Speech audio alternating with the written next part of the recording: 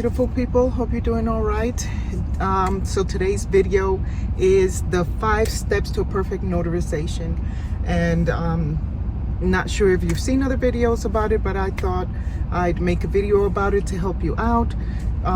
There are 5 essential things that you need to look for in order to be able to conduct a perfect notarization. The first one is personal presence. So personal presence means that the person has to be present. They have to be there physically. If they're not able to be there physically, then somebody that's representing them, like that has a power of attorney or a witness, depending on the situation, somebody requires personal presence in order for you to be able to notarize a document. Of course, unless you're doing it online, but there still needs to be personal presence. Along with personal presence, I like thinking about your personal presence, right? Because you want to be able to put forth your best face, look professional, be professional. You know, in the beginning, people used to joke around a lot with me, and sometimes they were testing you to see how far you allowed the jokes to go. You would be amazed how people are testing you in different ways. Just smile, answer, be sincere, but be professional. Because the title company is going to ask questions about you in the survey that you're probably never going to get to see or hear about, and they're going to give their feedback on you. And sometimes when a company doesn't call you again, is because you don't know what may have been said, and you will never have the knowledge of it in those reviews. So I know we like to be friendly, but we got to have a boundary line, right? The next thing is to check out the document. So you want to look at the document. You want to make sure that it's a legitimate document, whether it's an affidavit where you have to do an oath or an affirmation, or an acknowledgement. So you need to examine that document, see if it's a legal binding document. You want to be sure that before you impress your seal on anything, the legalities of it.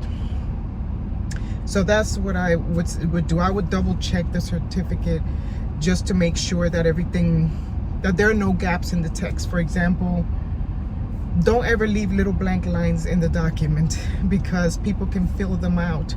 So you want to make sure that you mark out anything where people may be able to fill it in. And that's why some people impress an embosser seal in addition to their stamp, for additional protection. I have not used one, but you are free to look into your state to see if they allow it, and examine your state's laws to see what you're allowed to do. And sorry that I have the rearview mirror giving me a shadow, but it's about giving you the information, right? Another thing is you want to carefully identify the signer, because, like, for example, the other day I had a client called me, wanted a general notary work, and he told me he signed the document, and then he was told that he had to sign it in the presence of a notary. I said, no problem.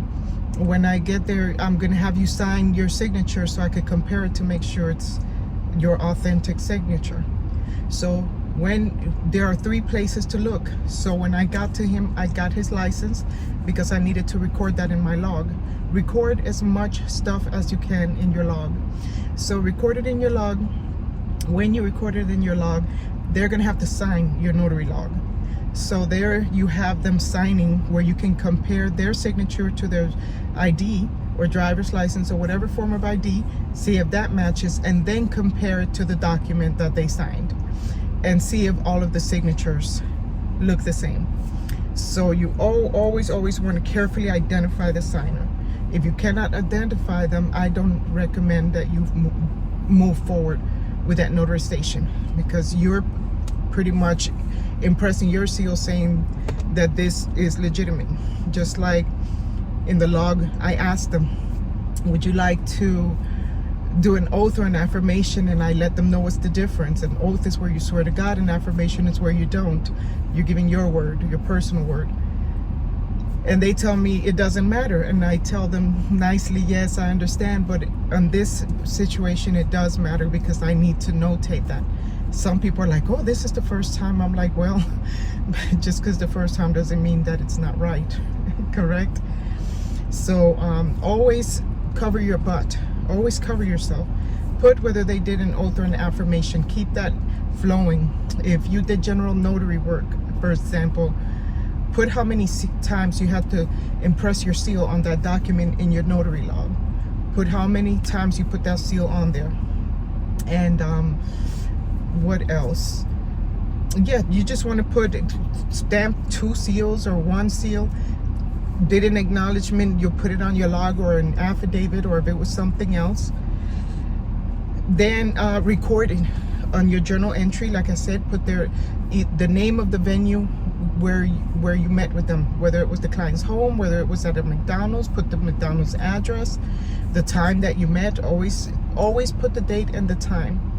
The more information you log into your notary book when you're doing your journal entry, and have them sign it and swear or affirm to the truthfulness that no one is coercing them, that they're telling the truth to the best of their knowledge, and that they understand what they're about to sign. Those are the 3 most important questions you need to be asking them.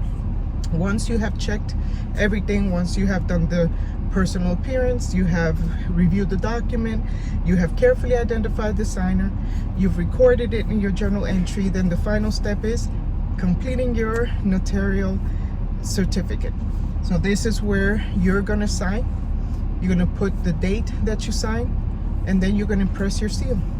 So once you do that, you want to look it over just to be sure that everything's right. Look carefully at the document to see whether it's an acknowledgement or an affidavit. You want to be sure that you're notarizing the document properly. If you're not sure, ask them.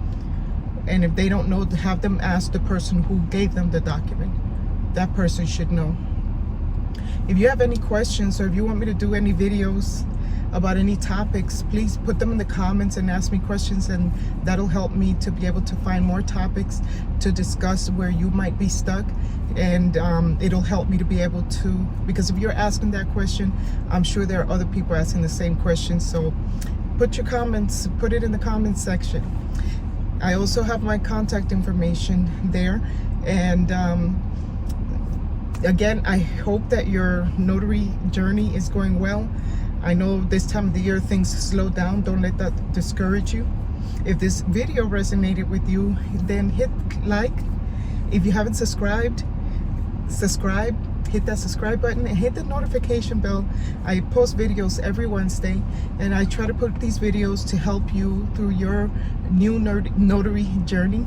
I know that there's a lot of other videos there you can watch, so I'm very honored that you stopped to look at my videos. Again, if you have any questions, feel free to reach out. And I always have to leave you with something positive and motivational, and let you know that even if it's slow, it will pick back up. When you're driving through your neighborhood, always think that if there's a house, there's a notary that needs to go to that house to notarize, whether it's being bought, sold, foreclosed, doing a line of equity, a HELOC, and a home equity line of credit, or reverse mortgage. As long as there's a property, sooner or later a notary has to be present to help sign those documents, whatever the transaction is that's taking place. And I thank you for those who stuck it out to the end. I'm gonna start trying to give you little freebies to give you away. If you could think of anything, help me to be able to keep this channel going. And I appreciate all of you that have subscribed to my page, that continue to subscribe, and all of your positive feedback. I am very grateful for your positive feedback. And again, just trying to do my part to be a fellow sister notary that gives you just clear, transparent. I'm not a celebrity or anything like that. I'm just a simple person. I've been in your shoes, and I know what it felt like in the beginning, feeling nervous, feeling scared, wondering if you were going to miss anything or not get the notarization right. And really the toughest part is going to be your first notarization, because even if you've gone through it a million times in your head, just the fact that you're doing it for the first time is going to make you feel little butterflies in your stomach. But once you get over it, you will realize, you know what, it wasn't as bad as I thought it was going to be. So let that encourage you, that everybody had to go through that, and many notaries messed up on their first notarization, and that there are plenty of companies that will hire new notaries. One day I'll do a video to post a couple of companies that I have worked for to see if you want to apply for them. But I love you all. Take care, and I'll catch you on the other side in next week's video. Bye for now.